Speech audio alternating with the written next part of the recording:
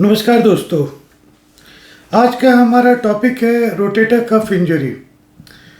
ये बहुत ही interesting topic है और आज की डेट में ये बहुत ही कॉमन हो गया है।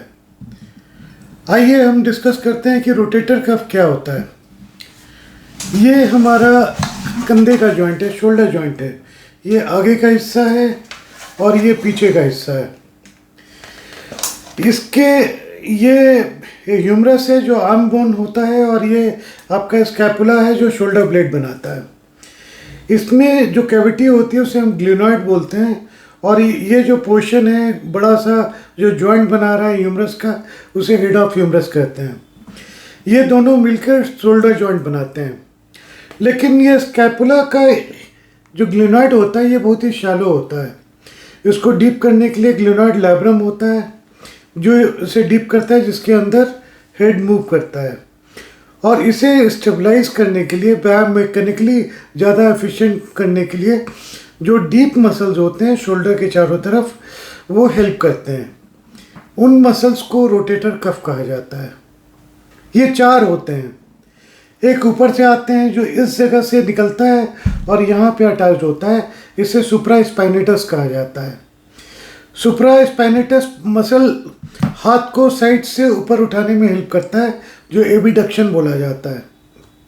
वैसे ही पीछे की तरफ से अगर हम देखते हैं तो इस पूरे एरिया से एक मसल राइज करता है जिसे इंफ्रास्पाइनेटस कहते हैं। और इसके इस बॉर्डर से एक तीसरा मसल राइज करता है जिसे टेरिस माइनर कहते हैं। ये तीनों भी जाके यहाँ अटैच होते हैं और इनका काम होता है हाथ को एक्सटर्नली रोटेट करना। ये जो मूवमेंट होती है ये दोनों मसल मिलके करते हैं।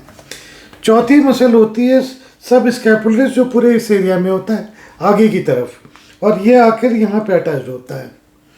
ये हाथ को अंदर की तरफ रोटेट करता है। जब आप यूँ हाथ करते हैं तो ये सब स्कैपुलरिस करता है। सुप्रास्पाइनेटस मसल एबिडक्शन को की शुरुआत भी करता है और हेड को ये नीचे पुश करता है। हेड जब नीचे पुश होता है तो ये जो एरिया है ये बहुत ही नैरो एरिया होता है। इसे एक्रोमियन प्रोसेस कहते हैं। उसके बीच में ये न लगे और मूवमेंट पूरी हो, तो इसलिए हेड को ये पुश करता है। तो अलग अलग मूवमेंट पे अलग अलग मसल एक्टिवेट होके इस हेड ऑफ ह्यूमरस की पोजीशन बेटर कर देते हैं कि ये मूवमेंट हमारी पूरी हो सके। चार muscles, supraspinatus, infraspinatus, teres minor और सब स्कैपुलरिस, ये चारों मसल मिलकर रोटेटर कफ बनाते हैं। आखिर इसमें इंजरी क्यों होती है? इसमें जो इंजरी होती है उसका एज से रिलेशन होता है। जैसे कोई यंग बंदा है तो वो किसी एक्सीडेंट में, किसी ट्रॉमा में हो जाता है, या कोई एक्टिविटी जिसमें उसे बार बार हाथ सर के ऊपर उठाना पड़े, टेनिस हो गया, बैडमिंटन हो गया, वॉलीबॉल हो गया अगर वो खेलता है, या कोई कारपेंटर है जिसे बार बार वो कील ठोकता है ऊपर की तरफ हाथ करके, तो इसमें रोटेटर कफ की इंजरी हो सकती है। और रोटेटर कफ जो है टियर भी हो सकता है। वही जब हम ओल्ड एज की बात करते हैं तो ओल्ड एज में मसल्स का डीजनरेशन होता है। मसल्स के डीजनरेशन की वजह से उनमें इन्फ्लेमेशन होती है, फिर कई बार टियर हो जाता है और डिसफंक्शन होता है, फंक्शनल डिसफंक्शन होता है। ये हेड को ये ठीक से नीचे प्रेस नहीं कर पाते हैं। वैसे ही एक और कंडीशन होती है जो इम्पिंजमेंट सिंड्रोम कहा जाता है। इसके दो कारण होते हैं। एक तो ये जो प्रोसेस है, जो एक्रोमियन प्रोसेस कहा जाता है, ये बाई बर्थ ओवरहैंग हो, नीचे की तरफ हो, तो ये जगह कम हो जाती है। और किसी भी वजह से मसल में इंजरी हो या मसल में इन्फ्लेमेशन हो, स्वेलिंग हो, तो ये स्पेस काफ़ी नैरो हो जाता है और वो मसल्स को रगड़ना शुरू कर देता है, जिसकी वजह से मूवमेंट भी इसकी डिस्टर्ब हो जाती है। तो ये जॉइंट डिसफंक्शन भी कर देता है और मसल टियर भी कर देता है। तो यंग आदमी में दूसरे कॉज होता है, ओल्ड एज में दूसरा कॉज होता है, और तीसरा एक इम्पिंजमेंट सिंड्रोम होता है जो फंक्शनल डिसफंक्शन की वजह से होता है। आखिर ये इंजरी कितनी तरह की होती है? इसमें बेसिकली इसकी इंजरी को चार पार्ट में बांटा गया है। एक तो जो मसल है, मसल में टियर हो सकता है। टियर माइनर हो सकता है, मेजर हो सकता है, पार्शियल हो सकता है, कंप्लीट टियर हो सकता है। जो कंप्लीट टियर होता है उसका ट्रीटमेंट अलग होता है, जो पार्शियल टियर होता है उसका ट्रीटमेंट अलग होता है। मसल्स में स्वेलिंग आ सकती है जिसे हम टेंडोनाइटिस कहते हैं, जो एक्यूट स्टेज में होता है। और तीसरा, जब ये क्रोनिक स्वेलिंग होती है जो काफ़ी लंबे समय से, यूजुअली 3 हफ्ते से ज़्यादा अगर रह जाता है, तो इसे हम टेंडिनोपैथी कहते हैं। तो एक्यूट को हम टेंडोनाइटिस कहते हैं, क्रोनिक कंडीशन को टेंडिनोपैथी कहते हैं। और चौथा इम्पिंजमेंट सिंड्रोम हो गया, जो ये मसल यहाँ पे फंसता है और फंस के उसमें स्वेलिंग आती है और टीयर होता है। तो एक तो टीयर हो गया, टेंडोनाइटिस हो गई, टेंडिनोपैथी हो गई, और चौथा इम्पिंजमेंट सिंड्रोम हो गया, जो फंक्शनल डिसफंक्शन हुआ इसकी मूवमेंट का, ग्लिनोह्यूमरल जॉइंट का। आखिर इसमें सिम्टम क्या आते हैं? इसमें जो सिम्टम आते हैं, जो सबसे कॉमन सिम्टम होता है वो पेन का। पेन यहाँ शोल्डर जॉइंट में नहीं होता है, पेन यूजुअली ये बाहर की तरफ होता है और कई बार ये नीचे होता है। तो जब हम शोल्डर एग्जामिन करना चाहते हैं तो पेशेंट बोलता है डॉक्टर साहब यहाँ तो सब ठीक है, यहाँ दर्द हो रही है नीचे की तरफ। तो ये आर्म के पोर्शन में बाहर की तरफ और कभी कभी नीचे की तरफ पेन होता है, कभी कभी ये आगे की तरफ भी पेन आता है। तो पहला इसमें सिम्टम होता है पेन। दूसरा होता है रोटेटर आर्क सिंड्रोम हम कहते हैं, जो मूवमेंट पेनफुल हो जाती है। किसी अगर सुप्राइज पेंडिटस इन्वॉल्व हो तो कई बार शुरुआत में पेन होता है, या एक रोटेटर आर्क सिंड्रोम कहा जाता है जिसमें बीच में 60 डिग्री से लेकर 120 डिग्री तक पेनफुल होता है, फिर उसके बाद पेन खत्म हो जाती है। एक्सटर्नल रोटेशन में पेन हो सकता है, इंटरनल रोटेशन में पेन हो सकता है, डिपेंड करता है कि कौन सा मसल ज़्यादा इन्वॉल्व है। तो पेन हो गया, रेंज ऑफ मूवमेंट का रिस्ट्रिक्शन हो गया। तीसरी जो प्रॉब्लम होती है कि मूवमेंट रिस्ट्रिक्टेड हो जाता है। जैसे कई लोगों का लास्ट मोमेंट में जाके ये पेन होनी शुरू होती है, किसी से साइड से हाथ नहीं उठता है, कोई एक्सटर्नली रोटेट नहीं कर सकता है, हाथ ऊपर करके काम नहीं कर सकता है, कोई दर्द होना शुरू हो जाता है। फीमेल्स में सबसे बड़ी प्रॉब्लम जो आती है इस कंडीशन में कि वो पीछे हाथ करके अपने ब्रा के हुक नहीं लगा सकती हैं, ये पेनफुल होता है। ये एक सबसे कॉमन कंप्लेन होती है फीमेल्स में।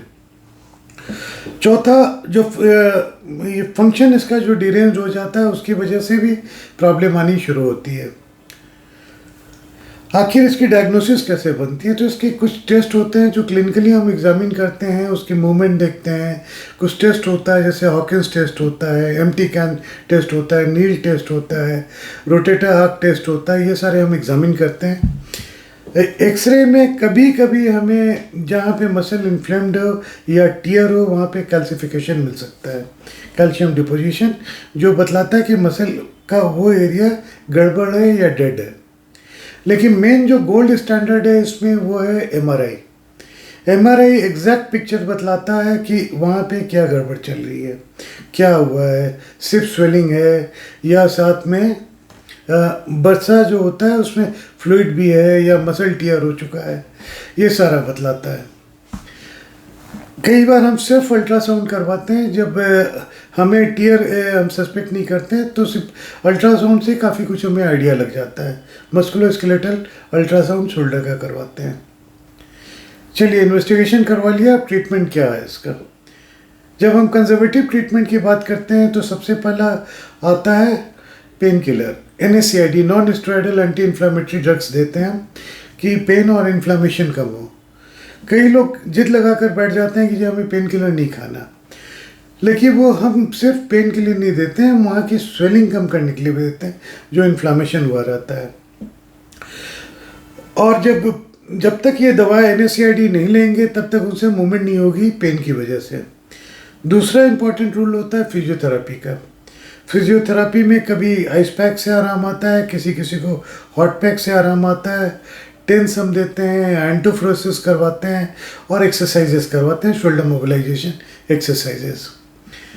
तीसरा इसका, अगर मान लीजिए इन सब से भी आराम नहीं आ रहा होता है तो तीसरा पार्ट आता है जहाँ पे हम इंजेक्शन लगाते हैं, स्टेरॉयड इंजेक्शन देते हैं। स्टेरॉयड इंजेक्शन इसलिए देते हैं कि वो सबसे पोटेंट एंटी इन्फ्लामेटरी एजेंट है और ये लोकली इफेक्टिव होता है, जो वहाँ की स्वेलिंग कम करता है तो चीज़ें ठीक होनी शुरू हो जाती हैं और इसका बॉडी पे, बाकी शरीर पे कोई साइड इफ़ेक्ट नहीं आता है। अगर इन सब चीज़ों से भी आराम नहीं आ रहा है, और स्पेशली अगर रोटेटर का टियर है, अगर वो टूटा हुआ है, तब उसका ऑपरेट करवाना चाहिए। उसको हम दूरबीन से ऑपरेट करते हैं, उसको वापस स्टिच बैक करते हैं। ये करवाना बहुत ज़रूरी है, क्योंकि अगर टियर है और आप ऑपरेट नहीं करवाते हैं तो कल को शोल्डर जॉइंट डिसफंक्शन की वजह से वो घिसता जाता है और उसमें अर्थराइटिस आ जाती है। अर्थराइटिस अगर आ जाए तो फिर हमें शोल्डर रिप्लेस करना पड़ता है। मान लीजिए काफ़ी बड़ा टियर है, या गैप बहुत ज़्यादा है, या काफ़ी पुराना है, वो नॉर्मल जो है आर्थ्रोस्कोपिक रिपेयर में हमारे नहीं आ रहा है, तब हमारे पास क्या क्या ऑप्शन बचता है। एक पहला ऑप्शन होता है कि हम ऊपर की कैप्सूल को स्टिच बैक कर देते हैं, उसको छोटा कर देते हैं कि मूवमेंट जो है ऊपर से रिस्ट्रिक्ट हो जाए। दूसरा, कई बार हम उस मसल को पूरा डिब्राइड कर देते हैं और दूसरा टेंडन या दूसरा मसल लेके वहाँ पे ऐसे ग्राफ्ट यूज़ कर देते हैं। जीनोग्राफ्ट वगैरह अभी यहाँ पे इंडिया में बहुत कॉमन नहीं है, नहीं एलोग्राफ्ट है। लेकिन जब बिल्कुल ही इरिपेयरेबल हो और जॉइंट खराब होना शुरू हो गया है, तब आंसर इसका होता है रिवर्स शोल्डर आर्थ्रोप्लास्टी। एक तो नॉर्मल शोल्डर रिप्लेसमेंट होता है, एक रिवर्स शोल्डर रिप्लेसमेंट होता है। जब रोटेटर कफ की डेफिशिएंसी होती है तब हम रिवर्स शोल्डर करते हैं। ये सारा जब हम ऑपरेट करते हैं या कंजर्वेटिव ट्रीट करते हैं तभी पेशेंट ठीक होता है। रोटेटर कफ टियर हो तो उसे आप ज़रूर रिपेयर करवाएंगे। अगर नहीं रिपेयर करवाते तो कल को शोल्डर रिप्लेसमेंट की ज़रूरत पड़ेगी। ये एक आसान सा ऑपरेशन है जो दूरबीन से होता है, बहुत छोटे छोटे 2-3 कट से होता है। ये काफ़ी हेल्पफुल होता है और इससे रोटेटर का टियर जहाँ ठीक होता है, शोल्डर का फंक्शन वापस नॉर्मल की तरफ आना शुरू होता है।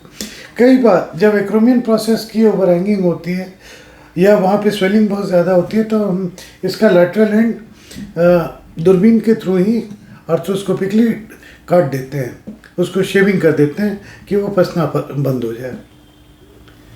आज के लिए बस इतना ही। अगली बार हम बात करेंगे कि डायबिटिक पेशेंट में शोल्डर की प्रॉब्लम क्यों कॉमन है। आज के लिए अलविदा, नमस्कार।